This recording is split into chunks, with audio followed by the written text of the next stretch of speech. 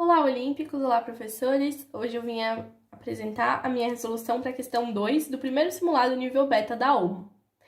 A questão 2, no enunciado, ela dizia assim: seja n um número natural com n maior ou igual a 3.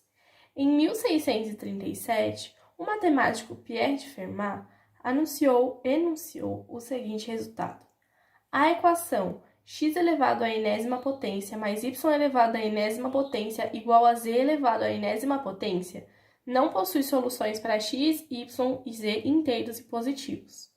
O resultado foi escrito por Fermat na margem de um livro, que também escreveu. Descobriu uma demonstração maravilhosa desta proposição, que, no entanto, não cabe nas margens deste livro. Passaram-se 358 anos até que alguém conseguisse uma prova para esse teorema.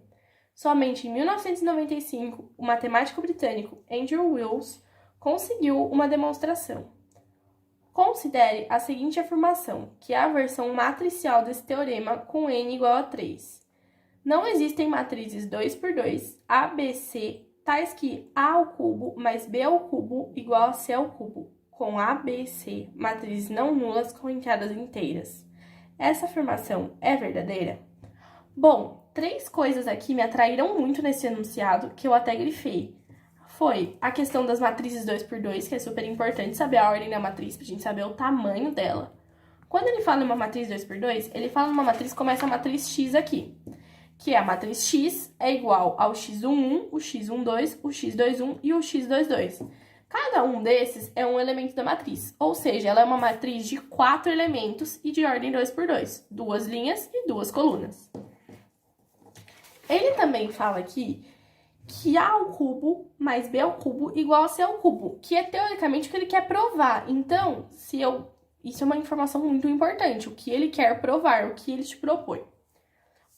Aí aqui tem essas duas informações sobre a matriz. Ela não é nula e ela tem entradas inteiras. Ou seja, eu não posso ter uma matriz, por exemplo, onde o x11 vai ser igual ao x12, vai ser igual ao x21, vai ser igual ao x22 e todos esses vão ser igual a zero. Porque aí eu tenho uma matriz nula. Ela tem que ter entradas inteiras. O que significa ter entradas inteiras? Que pelo menos um elemento precisa ser um número inteiro. Pode ser, tipo, menos 1, menos 57, 54, mas a gente precisa ter pelo menos um número que não seja zero. Aí, para resolver essa questão, o que eu propus aqui?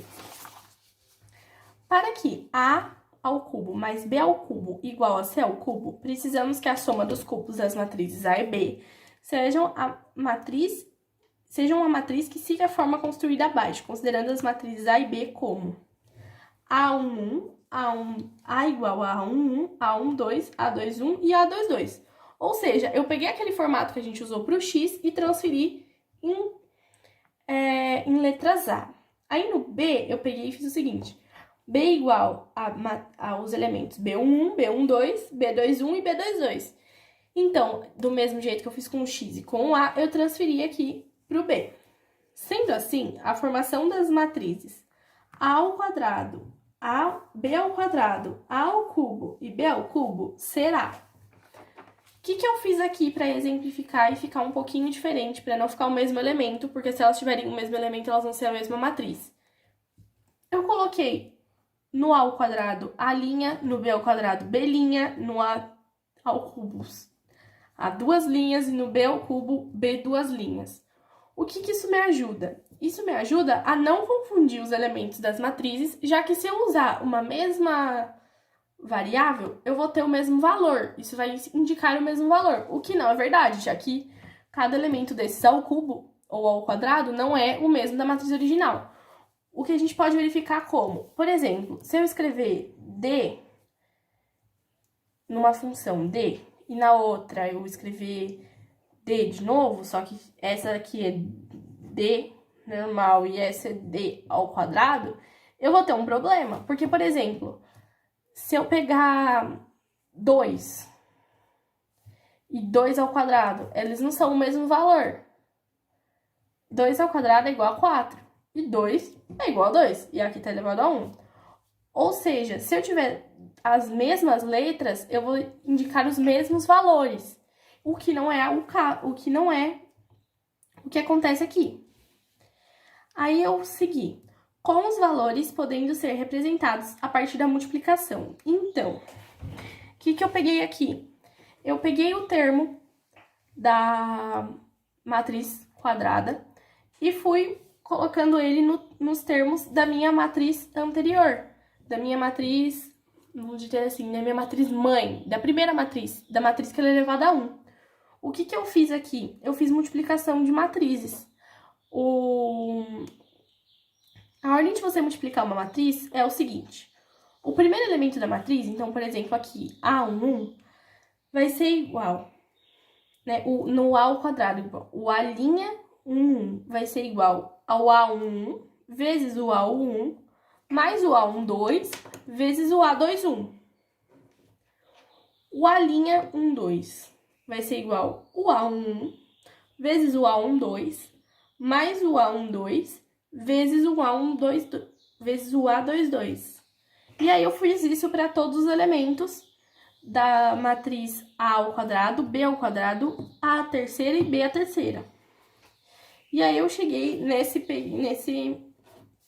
nessas notações. E aí a gente pode pegar aqui, seguindo com a minha resposta, podemos dizer que a soma de A ao cubo mais B ao cubo é igual a uma matriz X que terá como elementos x igual a x11, x12, x21 e x22, representados por...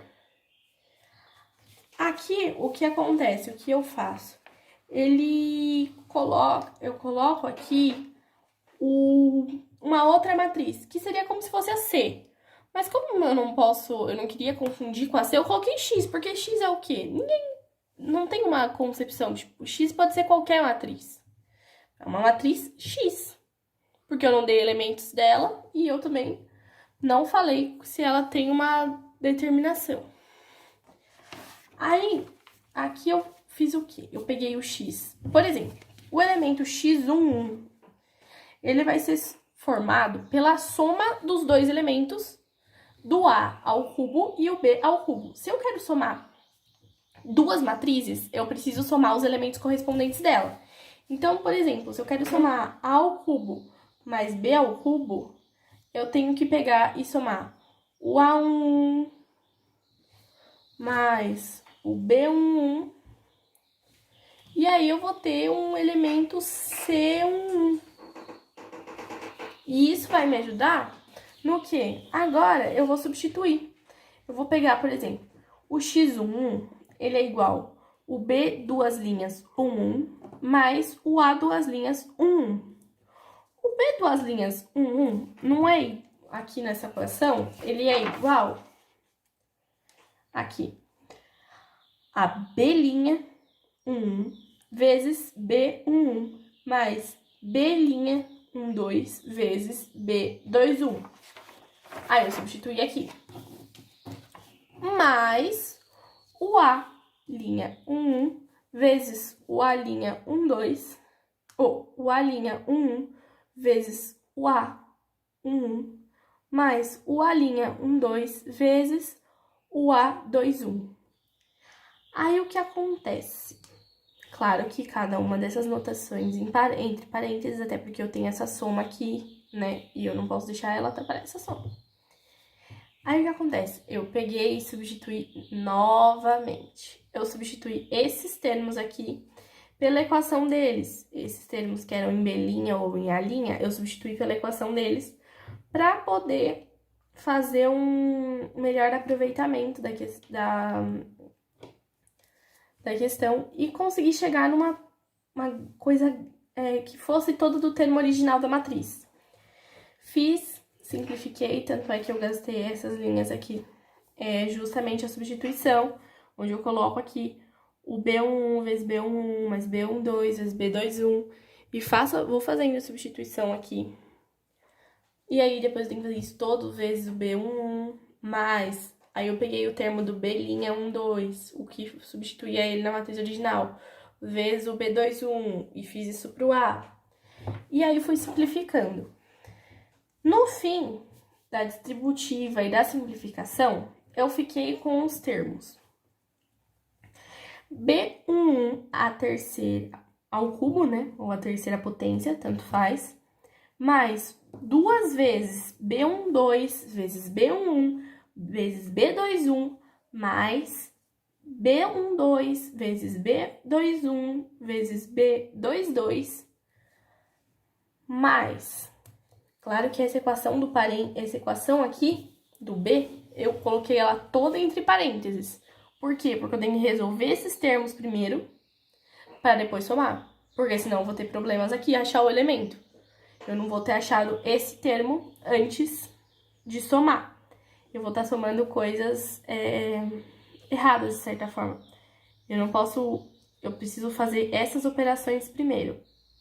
Essas são as minhas operações principais. Tipo, eu preciso fazer isso e somar com isso, e isso vai ser um fator, isso vai ser outro fator da soma.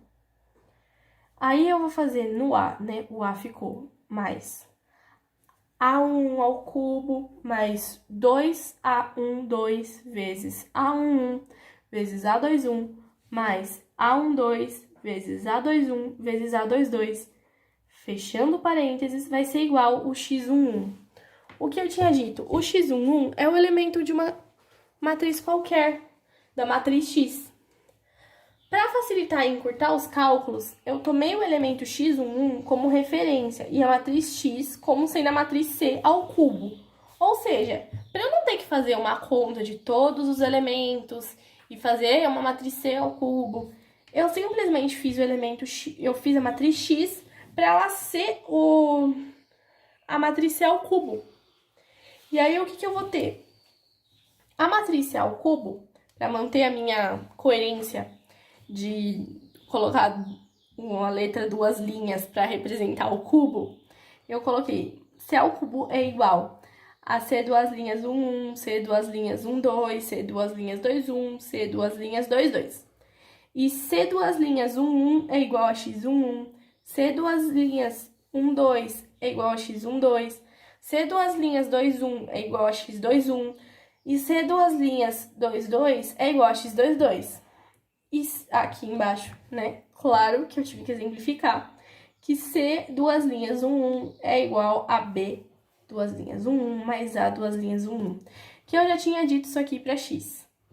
Então, eu desenvolvi esse cálculo só para provar que ele daria uma relação. Ele sempre teria o mesmo formato.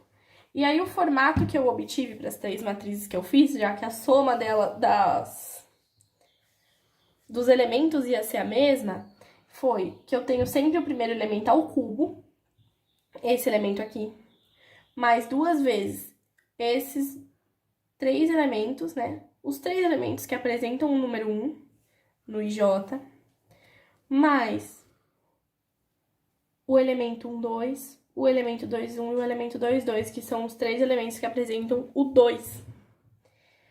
Aí, com isso, se eu zerar 3 valores, que aqui eu estipulei como C11, C12, C22 na matriz C, B11, B12 e B22 na matriz B, e A11, A12 e A22 na matriz A, eu mantenho apenas os elementos de ordem 2, 1, que são esses daqui, com um valor diferente de 0, ou seja, eu não tenho todos os elementos igual a 0, eu tenho 3 elementos igual a 0 e um elemento igual a 1, ou qualquer outro valor.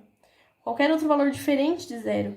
A gente vai ter um A ao cubo mais B ao cubo igual a C ao cubo, com A, B, C matrizes não nulas, com entradas inteiras, e, portanto, eu posso concluir que a afirmação feita no enunciado de que não existem matrizes 2 por 2, A, B e C, tais que A ao cubo mais B ao cubo igual a C ao cubo, com A, B e C matrizes não nulas com entradas inteiras, é falsa, já que eu consegui achar essa matriz tendo um número inteiro. Ela não é nula e ela tem entrada inteira. Ela cumpre todas as descrições do enunciado e ela existe. Ou seja, a afirmação do enunciado é falso. É isso por hoje, Olímpicos. Muito obrigada e tchau, tchau!